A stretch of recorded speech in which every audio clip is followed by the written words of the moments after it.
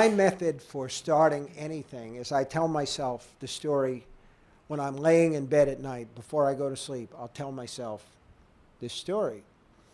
And so at some point, probably 9 months after this, because this is what it's like, you know, a little piece of grit and it makes a pearl after a while. You just have to give it time, and if it doesn't happen, it doesn't, but a lot of times it does.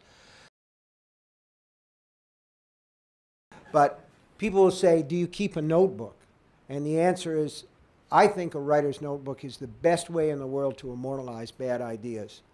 My idea about a good idea is one that sticks around and sticks around and sticks around. It's like, to me, it's like if you were to put breadcrumbs in a strainer and shake it, which is what the passage of time is for me. It's like shaking a strainer. All this stuff that's not very big and not very important just kind of dissolves and falls out. But the good stuff stays. You know, the big pieces stay. I had the idea for Under the Dome when I was teaching high school back in 1973, and it was just too big for me, and I was too young for it. And I wrote about 25, 26 pages and put it away. There's a scene at the beginning of this book where this woodchuck gets cut in half when this dome comes down over this town. I had written that part when I was in my early 20s and just sort of recreated it from memory when I wrote the book. So the good stuff stays. The only thing you can do is you use your best judgment, you know, and I want to tell stories, but I love the language. I always have. I fell in love with books, with novels when I was a young guy, and I fell in love with poetry when I was in college. People like Richard Wilbur, Hart Crane, Ezra Pound, T.S. Eliot, all these guys. The quality of the language being like something that you could eat with a spoon. And I don't aspire to be lyrical. I don't want to do that. But I want to write as well as I possibly can. I don't want to get diarrhea of the mouth. I want to keep the story rolling, but I want to do it as elegantly as I can. I think that readers sort of expect that. So, and then when the thing is done, you give it to people, and particularly an editor. And one of the things I'm asked sometimes about editing, the more successful that you get, the more important it is to listen to an editor who won't let you hang yourself in Times Square. So I try to do that, and I remember what Hemingway said, you must kill your darlings. Well, that seems a little bit harsh. I'm not able to kill all my darlings, but I do some. Next. Anyway, I had a Honda because I didn't know any better. And I got it out in the spring when the snow was gone from Maine, and I started it up, and it wasn't right. It just wasn't running right. And somebody told me, well, you go on up to this guy's farm. He's got you probably know where this is going. He said, go on up. This guy's got a little garage adjacent to his farm, and he's got this unique way of doing things. He tells you what it's going to cost, and that's what it costs. So I went up, and about halfway to this farm, which was way out in East Overshoe, the motor started to skip. And by the time I got to the farm, it was barely running at all, and it died as I pulled into the guy's dooryard. That's what we call it in Maine, a dooryard. So I'm on my motorcycle, and the motorcycle is dead. And from this garage came the biggest goddamn St. Bernard you ever saw in your life.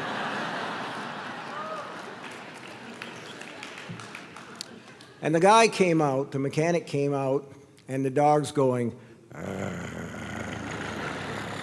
it's got that stuff coming out of his eyes, you know, the way that St. Bernards do. And he said, don't worry, Buster is very friendly. And Buster weighed about 250 pounds. And so I walked over toward Buster, and his haunches just sort of coiled down, and his teeth came out. And he actually started to go for me. And the guy brought a socket wrench down on his hind end. And the dog sat still. And I thought I might get an apology, but the guy looked at me and just said, Buster must not have liked your face. So he fixed my motorcycle, and I wrote a book called Cujo, and it worked out. And sometimes it does work out. Sometimes it works out, but it doesn't work out the way you think it's gonna work out. I wrote a book called The Shining, and Jesus, this is like being Led Zeppelin back together again. Play all the hits or something. That's kind of cool, you know. You sit in a room and you write stories and everything, and then you come out here and people have actually read the stories. It's horny. It's good. So anyway, I thought when I wrote The Shining, I said, I had this wonderful idea about this family in this haunted hotel, and what they really want is the boy with psychic powers. And at the end of the book, the hotel will kind of absorb him, and then we'll see the next year, we'll see the whole family as ghosts. But it didn't turn out that way. I feel like you have to follow the characters, and you have to follow the story where it leads. And the last thing that I want to do is to spoil a book with plot. So, you know, I think that plot is the last resort of bad writers, as a rule.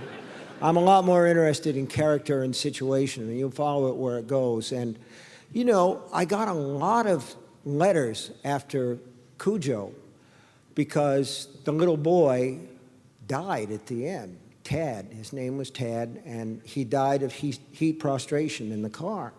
And I got a lot of letters saying, how could you kill that little kid? Parenthetically, I got a lot more letters about Greg Stilson kicking a dog to death in the dead zone. People care about dogs in a way they don't about kids. It's weird, but there it is. Hey, I don't make the news, I just report it, you know what I'm saying? So anyway, I had no idea that Tad was going to die, and I had no idea that Danny and his mother were going to live, but I was really glad when they did.